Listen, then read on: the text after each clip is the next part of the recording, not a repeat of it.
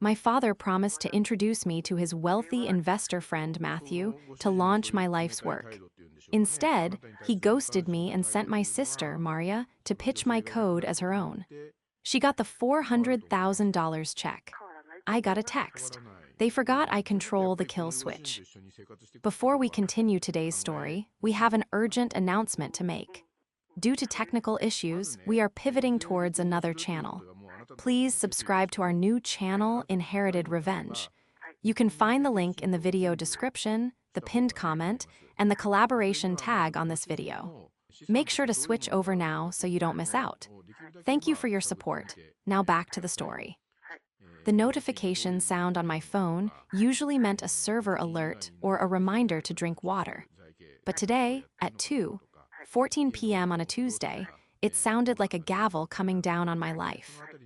I was sitting in my car, parked 3 blocks away from the glass-paneled monstrosity that housed Matthew's venture capital firm. I had been there for 45 minutes, sweating through the blazer I had bought specifically for this meeting. My laptop bag was sitting on the passenger seat, buckled in like a child. Inside that bag was Logicor, a proprietary inventory management AI that I had spent the last 3 years building in the dark, quiet corners of my apartment while my friends got married, bought houses, and went on vacations. I checked the time again, 2:15 p.m. The meeting was supposed to be at 2:00 p.m. My father, Andrew, was supposed to meet me in the lobby at 1:45 p.m. "Just bring the tech, Emma," he had told me a week ago, his voice booming with that charismatic confidence that had charmed half the city but usually left his family with a migraine. "I've known Matthew for 20 years. You don't need to sell him. I'll do the talking. You just show him the magic." I had called him 6 times in the last half hour, straight to voicemail. I had texted him, "Dad, I'm here. Where are you? The security guy won't let me up without you." Nothing. I wiped my clammy palms on my slacks, my heart hammering a frantic rhythm against my ribs. A sickening thought began to crawl up my throat, a physical sensation of dread that tasted like metallic bile. Had he been in an accident? Was he lying in a ditch somewhere? My phone buzzed again, not a text, an Instagram notification. At Maria M has posted a new photo. My thumb hovered over the screen. Maria, my older sister, the golden child, the one who worked in brand strategy, which as far as I could tell meant she went to expensive lunches and told people to change their font colors. We hadn't spoken in 2 weeks, mostly because I had been in a coding hole, finalizing the demo for today. I tapped the notification. The image loaded, high resolution and blindingly bright. It was taken inside a conference room, a corner office with a view of the skyline, Matthew's office. I recognized the art on the walls from the website. In the center of the photo stood Matthew, the investor, looking impressed, holding a glass of champagne. Next to him, beaming with a smile that showed all her perfect, veneered teeth, was Maria. She was wearing a suit that looked suspiciously like the one I had told her I wanted to buy. And in her hand, she was holding a signed term sheet. But it was the caption that made the world stop spinning. "So proud to announce that after months of hard work, I've officially secured pre-seed funding for my new venture, Logicor. Huge thanks to Matthew for believing in my vision. Boss babe, tech founder, startup life." I stared at the screen. The words blurred, swam, and then snapped back into razor-sharp focus. My venture, my name, my code. I couldn't breathe. It felt like the air in the car had been sucked out into a vacuum. I looked at the timestamp of the post 3 minutes ago. While I was sitting in the parking lot, hyperventilating and worrying that my father was dead, my sister was upstairs in the room I was supposed to be in, selling the product I built to the man I was supposed to meet. Then the text came. It popped up over the Instagram photo, a gray banner of doom. "Dad, Emma, go home. Don't come up. We made a game-time decision. Maria just seemed more ready for the room than you. We'll discuss your equity share later. This is a win for the family." I dropped the phone. It clattered against the center console, screen up, the words glowing in the dim light of the parking garage. More ready. I didn't scream. I didn't cry. I felt a coldness wash over me, starting at my fingertips and freezing my blood as it moved toward my heart. It was the numbness of shock, the anesthesia before the surgery. He hadn't just stood me up. He had stolen my life. He had taken the 3 years of missed sleep, the anxiety attacks, the isolation, and he had handed it to Maria like a party favor because she seemed more ready. I looked at the dashboard. My hands were shaking so hard I couldn't grip the steering wheel. "A win for the family," I whispered to the empty car. My voice sounded foreign, like it belonged to a ghost. I looked back at the phone. Dad was typing again. "Dad, don't make a scene, Emma. Trust me on this." The betrayal wasn't just that they did it. It was that they thought so little of me, they assumed I would just take it. They thought I was just the mechanic, the grease monkey behind the curtain who would be grateful for whatever scraps they threw my way. But as I stared at Maria's smiling face on the screen, a strange, dark clarity settled over me. The panic receded, replaced by a cold, mathematical precision. They had the term sheet, they had the money, they had the investor. But there was one thing they didn't have. I reached over and patted the laptop bag. "You forgot the keys, Dad," I said, my voice steady now. "You forgot the keys." The drive home was a blur of red lights and honking horns that I barely registered. I felt like I was piloting a mech suit rather than driving a sedan. My body was just a vessel for the cold, hard rage that was calcifying in my chest. When I got to my apartment, a shoebox studio where my desk took up 60% of the living space, I didn't turn on the lights. I just sat in the dark, staring at the glowing monitors of my workstation. The hum of the cooling fans was the only sound in the room, a familiar lullaby that usually brought me peace. Today, it sounded like a countdown. My phone had been vibrating incessantly for the last hour. 7 missed calls from Mom, who was probably calling to congratulate me on our success, completely oblivious. 3 more texts from Andrew, none from Maria. I finally picked up the phone. I needed to hear it. I needed to hear them say it. I dialed Andrew. He answered on the second ring, his voice loud and jovial, with background noise of clinking glasses and laughter. They were celebrating. They were at lunch. "Emma," he boomed, "I'm glad you called. Listen, I know you're probably a little confused, but—" "Confused?" I cut him off. My voice was quiet, dangerously level. "I'm not confused, Andrew. I'm sitting in my apartment while you and Maria are drinking champagne on my dime." The background noise quieted slightly. He must have stepped away from the table. "Don't call me Andrew, I'm your father. And look, you need to see the big picture here. Matthew is particular. He buys people, not just products. Maria has that charisma. She speaks the language. You know how you get when you're nervous. You stutter. You get bogged down in the technical details. We couldn't risk blowing the deal. So you gave her my company." "It's not your company, Emma," he snapped, his tone shifting from jovial to sharp. "It's a family endeavor. I paid for your server costs last year, didn't I? I introduced you to the network. This is a team effort. Maria is the CEO, you're the CTO. It makes sense. She handles the people, you handle the typing. You're still going to get paid. I got her to agree to give you 5%. 5%, I repeated. The number hung in the air like a bad joke. I wrote every line of code. I designed the architecture. I built the AI model. And you think I'm worth 5%? 5% of something huge is better than 100% of nothing, which is what you had this morning," he said, his voice dripping with condescension. "Stop being selfish. Be happy for your sister. She's finally found her footing. She needed a win. She needed a win." Maria, who had dropped out of 3 different colleges. Maria, who had borrowed $5,000 from me 2 years ago to start a jewelry line that never launched. Maria, who had never written a line of code in her life. "Put her on," I said. "Emma, don't ruin this. Put her on." There was a rustling sound, and then Maria's voice came on the line. She sounded breathless, giddy. M, oh my God, can you believe it? Matthew loves the concept.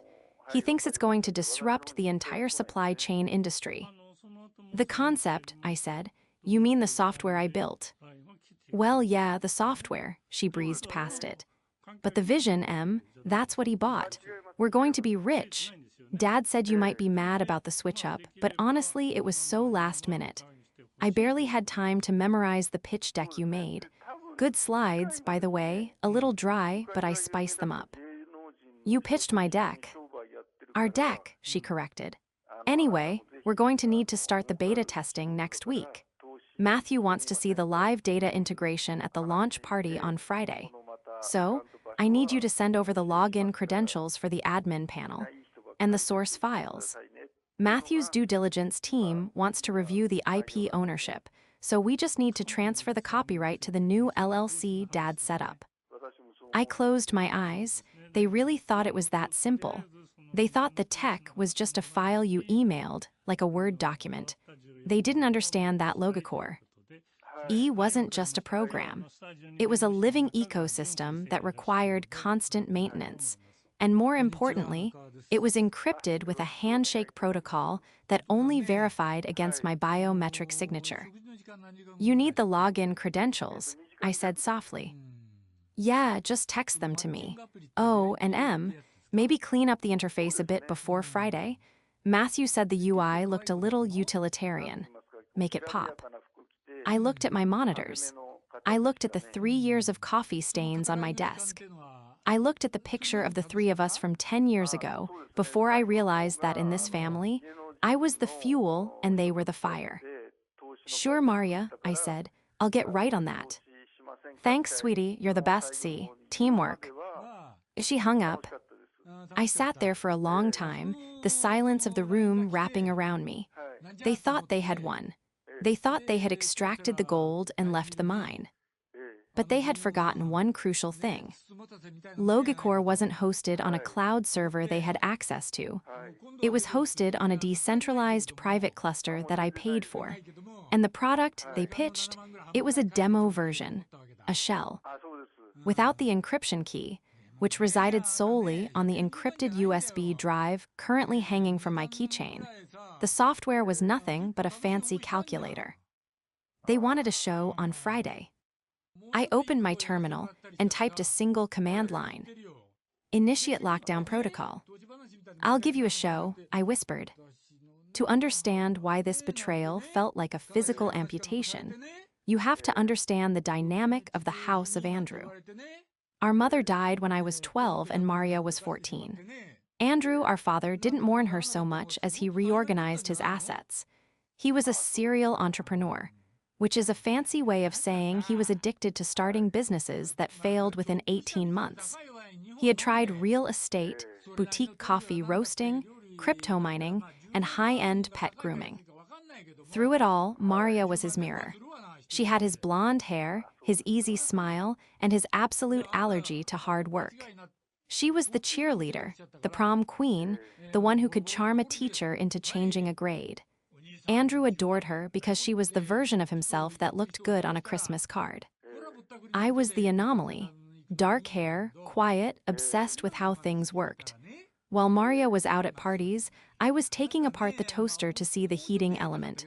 When I taught myself Python at 16, Andrew asked if I could use it to hack his competitors. When I said no, he lost interest. I became the utility player in their lives. When Andrew's coffee shop website crashed, Emma fixed it. When Maria needed a 20-page paper on sociology for her sophomore year, Emma wrote it.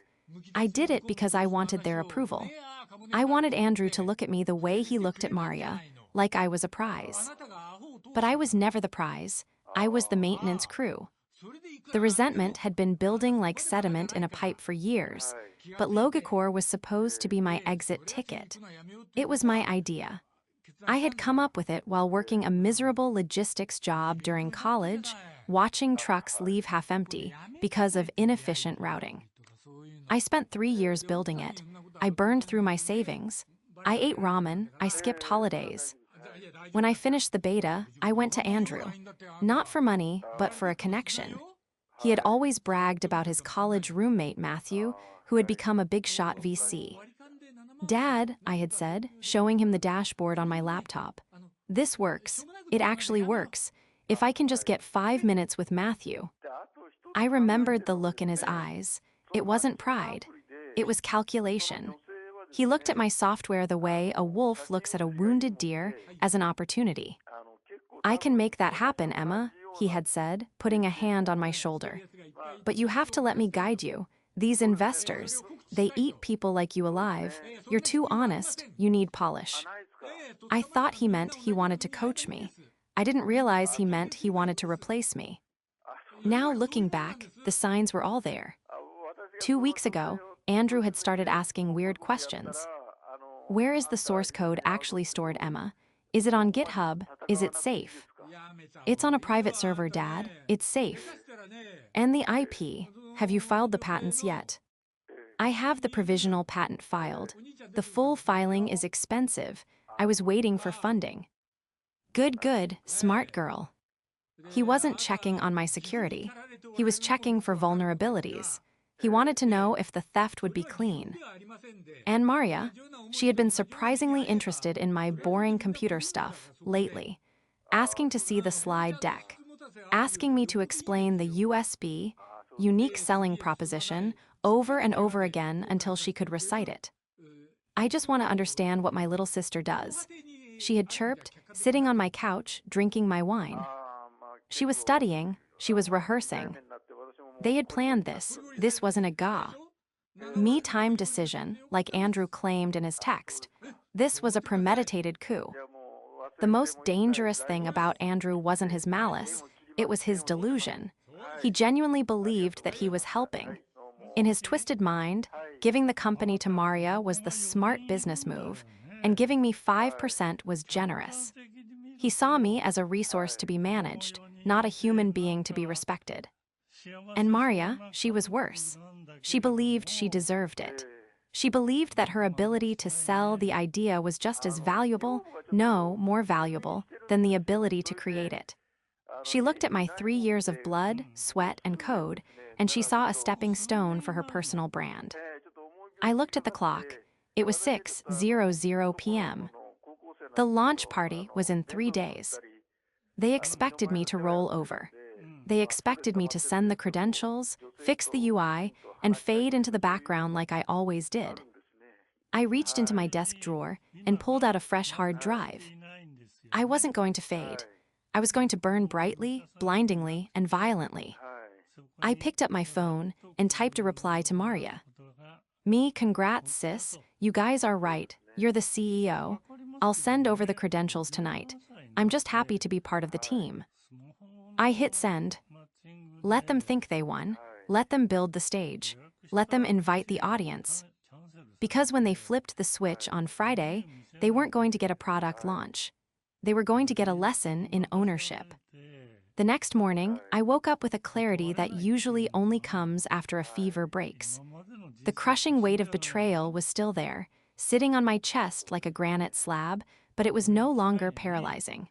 It was fuel. I had sent Maria the credentials late last night. Of course, I hadn't sent her the actual admin keys. I had sent her a guest access login that I had hard-coded to look like the administrator dashboard. It had all the buttons, deploy, system health, user management, but none of them were connected to the backend. It was a digital potency pill. It looked like the real thing, but it did absolutely nothing. At 9:00 a.m., my phone buzzed. It was Maria. Maria got the login. Thanks, Em. I'm playing around with it now. It looks great. Can you change the color of the header to a softer blue? Andrew thinks the current navy is too aggressive. I stared at the screen. She was playing around with it, blissfully unaware that she was pressing buttons on a disconnected toy dashboard. Me, sure thing. I'll push the update in an hour. Maria, you're the best. Oh, and Matthew's legal team sent over the IP transfer docs. I forwarded them to your email. Just sign and scan them back ASAP. We need it clear for the party. I opened my email. There it was. A document titled Intellectual Property Assignment and Transfer Agreement. I opened the PDF. It was draconian. It transferred all rights, titles, and interests in the software known as Logicor to a newly formed entity, AMR Ventures, LLC. The signatories for AMR Ventures were Maria and Andrew. My name was listed only on the signature line for the assigner. In exchange for my life's work, the document offered me a promissory note for $5,000 and future equity considerations to be determined by the board. The board, of course, being Maria and Andrew. They weren't even giving me the 5% Andrew had mentioned on the phone. They were erasing me completely. I needed help. I was a coder, not a shark. I called the only person I knew who understood the Shark Tank, Sarah. We had gone to college together. While I dropped out of the social scene to code, she had gone to law school and was now a junior associate at a firm that specialized in IP litigation. "Buy me coffee," she said when I called, "and tell me everything." We met at a dive bar across town, far away from the polished glass of the financial district. I laid it all out: the meeting, the Instagram post, the locked server, the sham contract. Sarah listened, her eyes narrowing behind her glasses. She didn't interrupt until I finished explaining the credentials I had sent Maria. "So," she said, leaning back, "let me get this straight. They have a term sheet based on a demo they can't actually run, and they need you to sign over the IP before Friday so they can legally accept the money." "Exactly. The term sheet is contingent on IP verification. And you haven't signed this." She tapped the printout of the contract I had brought. "Hell no." Sarah smiled. It wasn't a nice smile. It was the smile of a predator seeing a wounded gazelle. "Okay, Emma, here's what we're going to do. Do not sign that. But don't tell them you're not signing it. Delay, say your printer is broken, say you're having it notarized. Stall until the party." "Why?" "Because right now, if you refuse, they might cancel the party. They might try to spin a story to Matthew that you're a disgruntled employee holding the code hostage. We need them to commit to the Frau. D publicly. We need them to stand on that stage, in front of witnesses, and claim they own something they don't. And then, Sarah said, tapping her finger on the table, we prove they don't. Do you have proof of creation?" I pulled out my laptop. I have the Git logs dating back 3 years. I have the provisional patent filing from 6 months ago in my name. I have emails to Andrew from last year where I explained the architecture to him because he didn't understand it. "Perfect," Sarah said. "Here's the plan. You're going to draft a counter document, a consulting agreement. Hide it in a stack of technical specs you send them. Make it look boring. But in the fine print, state that you retain 100% ownership of the IP until a payment of $400,000 is made. If they sign that without reading it, which they will because they're arrogant, you have them on the hook for the full investment amount." "They'll never sign it," I said. "They will if you package it right," Sarah said. "Tell them it's a standard technical compliance form that Matthew's team needs for the server security. Andrew won't read it. He doesn't know what a server is." I felt a spark of hope. It was risky, but it was better than being a victim. "One more thing," Sarah said, her voice dropping. "You need to find out what else they've lied about. If they lied to you, they lied to Matthew. Dig." I went home and dug. I used a script to scrape public records and social media. I found AMR Ventures, LLC. It had been registered 3 weeks ago. 3 weeks.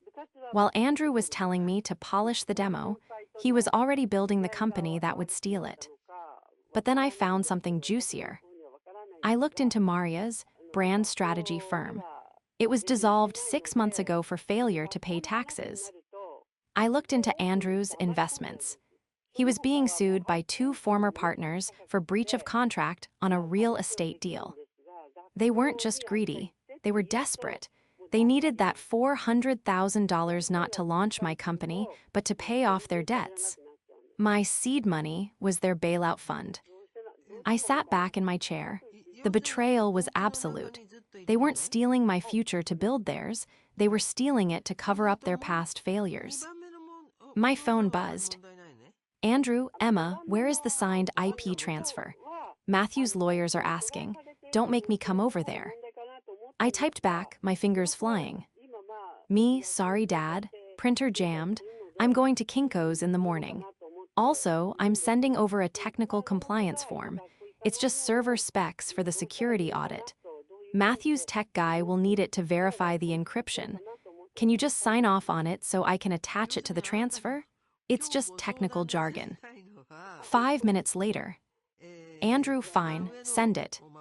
I drafted the document. I buried the ownership clause on page 4, paragraph 12, sandwiched between server latency protocols and data redundancy standards. Clause 12.4.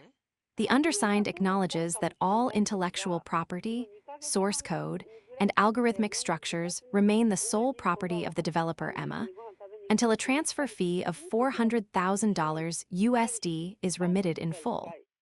Failure to remit payment renders any usage of the software as unauthorized and subject to immediate termination. I sent it. 10 minutes later, I got a notification. Document signed by Andrew R. He hadn't read a word. I had the trap. Now I just needed them to walk into it. Thursday, one day before the launch. The pressure was mounting. Maria had called me 3 times to ask how to make the AI run faster for the demo. I told her I was optimizing the backend and that it would be lightning fast by Friday. I decided to go to the venue.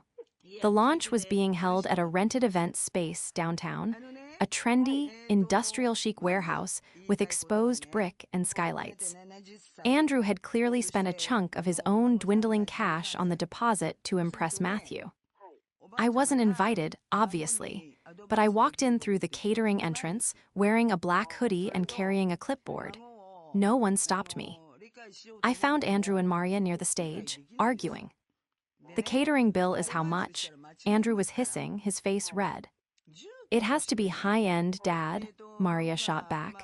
Matthew is bringing his partners. We need to look successful to be successful. We don't have the money yet, Maria. If the funds don't clear by Monday, the check for this place bounces. They'll clear. Emma sent the IP docs this morning. I saw the email. I stepped out from behind a stack of chairs. Actually, I said, my voice echoing slightly in the empty hall. I didn't send the IP docs. I sent a corrupted PDF. I'm sure you noticed. They both whipped around. Andrew's face went from red to pale. Maria looked like a deer caught in headlights if the deer was wearing Laubautins. Emma, Andrew said, his voice dropping to a dangerous growl. What are you doing here? I came to see where my money is being spent, I said, walking toward her. Them, I didn't feel small anymore. I felt tall. Nice venue, a bit pricey for a company that doesn't own its own product. We own it, Maria snapped, stepping forward. She tried to muster her usual dominance, but her eyes darted nervously. You built it for us. You were an employee. That's how it works. I was never an employee, Maria. I never signed a contract. I never received a paycheck. I was a freelancer working on spec. And since the client, you hasn't paid, the product belongs to me. Andrew stepped between us. He put on his reasonable dad face, the one he used right before he screwed someone over. Emma, stop this. You're being emotional. We're a family. We're doing this for us. Once the company takes off, you'll be taken care of. I promise. Like you promised to introduce me to Matthew, I asked. Like you promised to help me. I did help you, Andrew shouted, his control slipping. I gave you the idea. I told you logistics was the future. You told me to do something with computers, I laughed. It was a dry, humorless sound. I built the brain, Andrew. You just want to wear the skin. I pulled out my phone. I know about the debts, Dad. I know about the lawsuit. I know Maria's branding firm went under. You need Matthew's money to pay off your mistakes. This isn't about my success. It's about your survival. The silence that followed was heavy. Andrew looked like I had slapped him. Maria looked terrified. You won't say anything, Andrew said, his voice trembling with suppressed rage. Because if you do, you destroy your sister. Do you want that? Do you want to be the reason she fails? She's already failed, Dad, I said. She's pitching a product she doesn't understand to an investor she's lying to. Failure is already baked in. The only question is whether I go down with the ship. If you ruin this, Maria hissed, her face twisting into something ugly, I will never forgive you. I will tell everyone you're crazy. I'll tell them you stole the code from me. Go ahead, I said. Tell them. See who can explain the algorithm in front of a whiteboard, you or me. I turned to leave. Emma, Andrew yelled.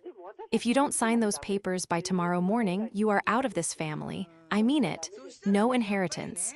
No contact. You're dead to us. I stopped at the door.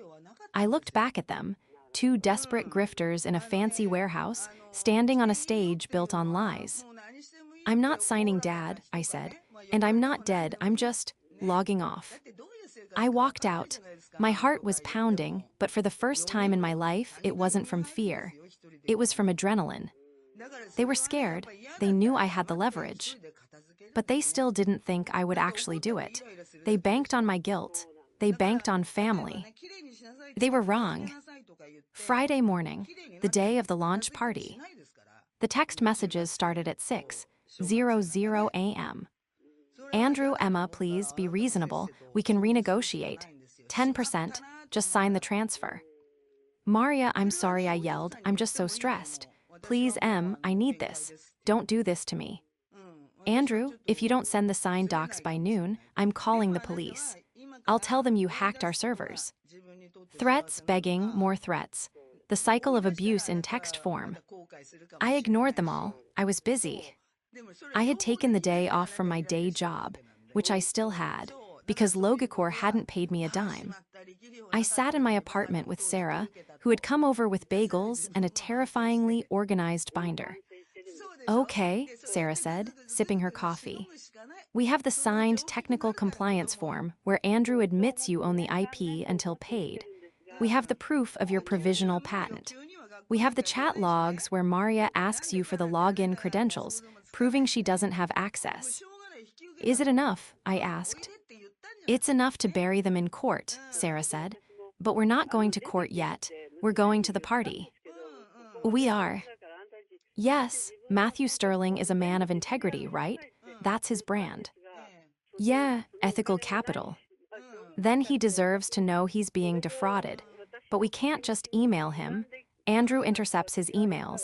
We have to do it in person, at the launch. I felt a knot form in my stomach. You want me to cause a scene?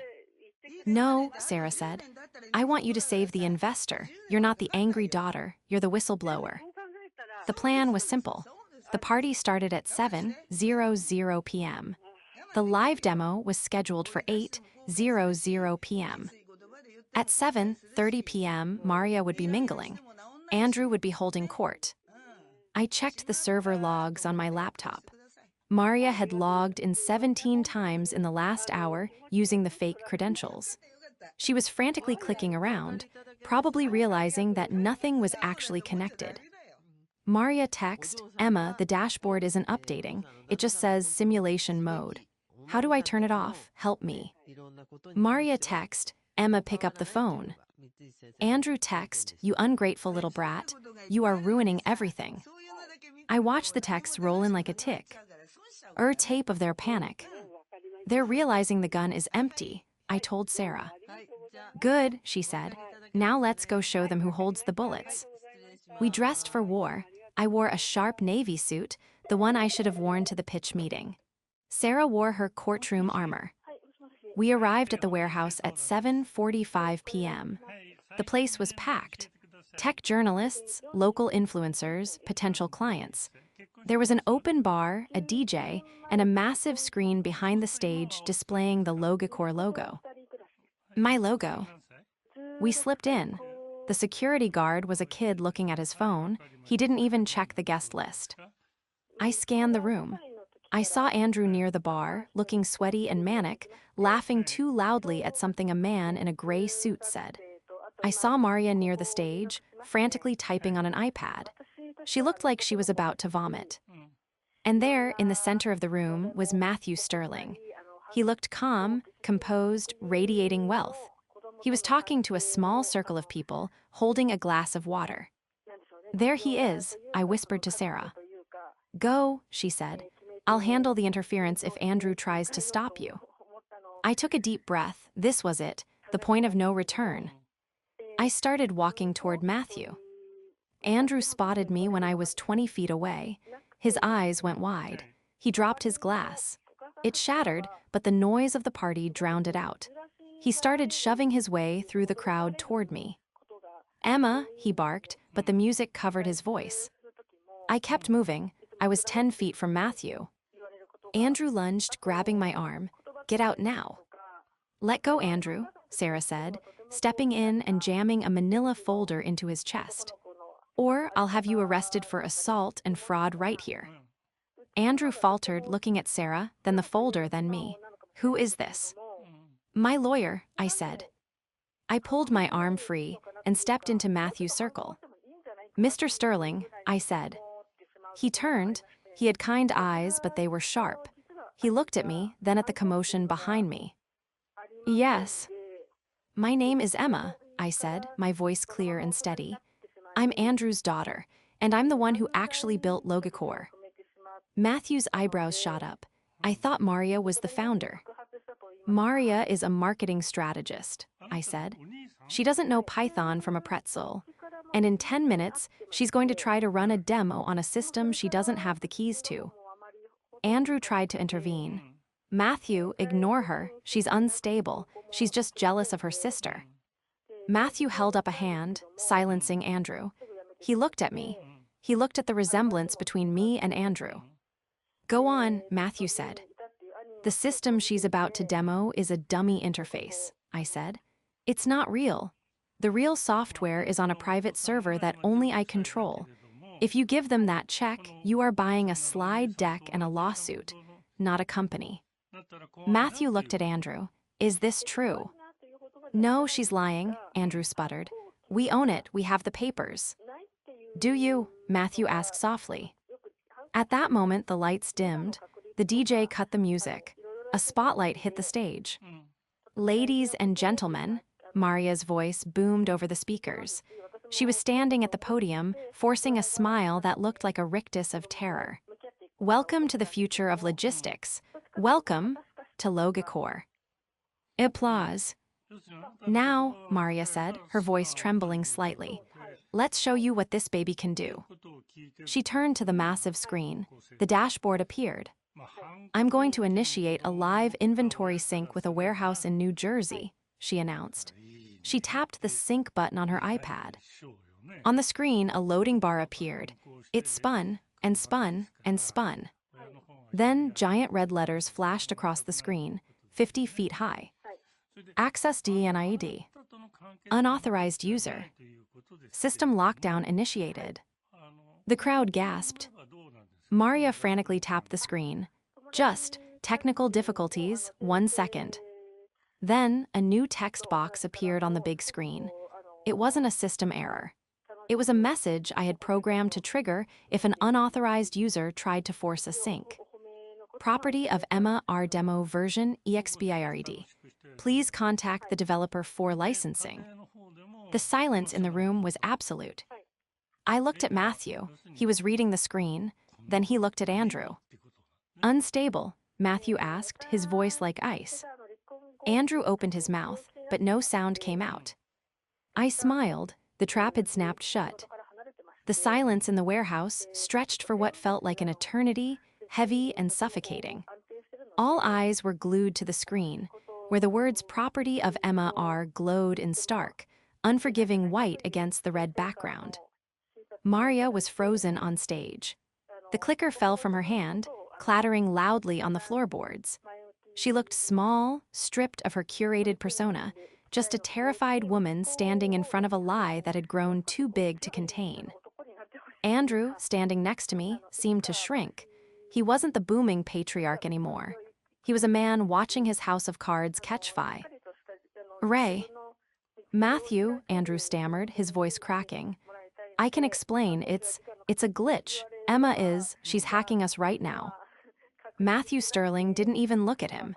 He was looking at the screen, then at me. He took a slow sip of his water, his expression unreadable. Then, he set the glass down on a high-top table with a deliberate clink. Andrew, Matthew said, his voice not loud, but carrying effortlessly in the quiet room. I've known you for 20 years. I know when you're selling, and I know when you're drowning. He turned to me. You're Emma. Yes, I said. And this, he gestured to the screen, this is your doing. It's my software, I said calmly. It's protecting itself. Matthew nodded slowly. He walked past Andrew, ignoring him completely, and stepped up onto the low stage. The crowd parted for him. He took the microphone from the stand, gently moving Maria aside. She didn't resist. She just stared at the floor, tears finally spilling over her perfect makeup. Ladies and gentlemen, Matthew said, addressing the room. It appears we have a slight change in programming tonight. The presentation you just saw was unauthorized. A murmur rippled through the crowd. Phones were out. People were recording. However, Matthew continued, turning to look at me in the crowd, it seems the actual founder is in the building. Emma, would you care to join me up here? My heart hammered against my ribs. Sarah nudged me forward. Go, she whispered. Finish it. I walked up the steps. The spotlight hit me, blinding and hot. I stood next to Matthew. Do you have the key? Matthew asked quietly off mic. I nodded. I pulled the encrypted USB drive from my pocket. Show them, he said. I walked over to the laptop connected to the projector. I unplugged Maria's iPad and plugged in my drive. I typed in my biometric key. The screen flickered. The red warning vanished. In its place, the real Logicore dashboard appeared, sleek, dark mode, pulsating with live data streams. It wasn't the static simulation Maria had. It was alive. This is Logicore, I said into the microphone. My voice shook for a second, then steadied. I knew this code. This was my home. It's a heuristic learning model for supply chain optimization. What you're seeing right now is a live feed of the port of Los Angeles traffic data, which I'm using as a benchmark. I ran a query. The system instantly optimized a theoretical route, saving 14% on fuel costs. The numbers crunched in real time on the screen. The tech crowd in the room murmured in appreciation. This was real. This was magic. I looked down at Andrew. He was pale, sweating profusely. He tried to step forward to say something, but two of Matthew's security detail quietly stepped in front of him. This software, I continued, looking directly at my father, was built over 3 years of sleepless nights. It wasn't built by a brand strategy firm. It wasn't built by a venture capitalist. It was built by an engineer, and it is not for sale to thieves. I unplugged the drive. The screen went black. Thank you, I said. I walked off the stage. Matthew followed me down. He stopped in front of Andrew. The deal is dead, Andrew, Matthew said. And so is our friendship. Don't contact me again. But the money, Andrew wheezed. I spent the deposit. Send the bill to AMR Ventures, Matthew said coldly. Oh, wait. That's a shell company with no assets, isn't it? He turned to me. Emma, call my office on Monday. I'd like to discuss a Series A round, directly with you. I looked at my father and sister one last time. Maria was sobbing on a chair. Andrew was staring into the middle distance, ruined. I'll think about it, I said to Matthew. I grabbed Sarah's arm. Let's go get a burger. We walked out of the warehouse, leaving the chaos behind us. The fallout was swift and brutal, exactly as Sarah had predicted. The launch party, disaster, was all over the tech blogs by the next morning. Venture capital horror story, founder expose live on stage. The video of the Access DNID screen went viral. Andrew tried to spin it. He gave an interview claiming it was a misunderstanding and that I was a rogue employee. But the internet is a ruthless detective.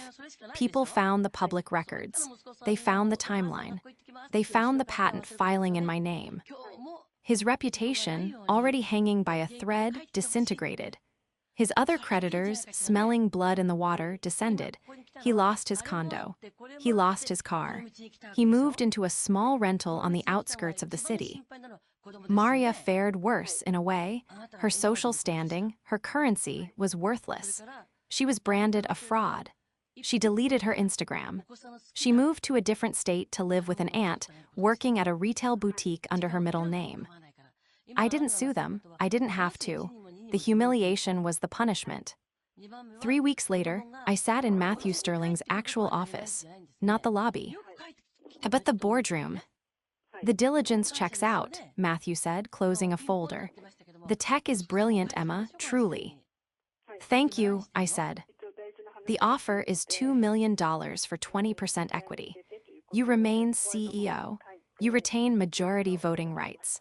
And we add a clause that no family members can be employed by the company without unanimous board approval. I smiled. You read my mind. I have one question, Matthew said, leaning forward. Why didn't you tell me sooner? Why did you wait until the party? I looked out the window at the skyline. Because I needed to know if I could do it, I said. I needed to know if I could stand up to him. If I had just emailed you, I would have still been his daughter, hiding behind a screen, walking onto that stage. That was me becoming the CEO. Matthew nodded. Fair enough. I signed the papers. That night, I went to dinner with Sarah. I paid off her student loans as a consulting fee. We drank cheap wine and laughed until our sides hurt. I got a text from Andrew later that night. Andrew, I heard you got funded. Congratulations. I hope you're happy. You destroyed your family for money. I looked at the text. The old Emma would have felt guilty. The old Emma would have tried to explain, to apologize, to fix it. The new Emma, the CEO of Logicor, just saw a liability. I didn't reply.